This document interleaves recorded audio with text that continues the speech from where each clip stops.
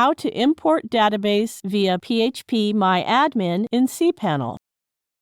Log into your cPanel account and you will be on this page.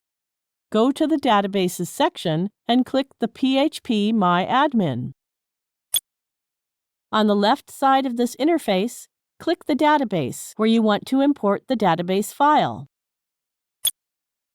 A window opens on the right side. Different options are available to perform various operations on the database. Go and click the Import option.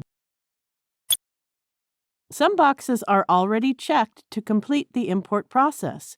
You may uncheck them as per your requirements. Either you can drag and drop the file or you can browse your computer. Let's click the Browse button. It opens a browsing window for the computer. Select the file you want to upload. Click the Open button. Here, it shows the name of the selected file.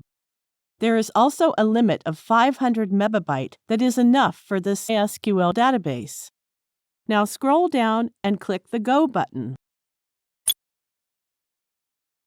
That's it. We have successfully imported the file into the database.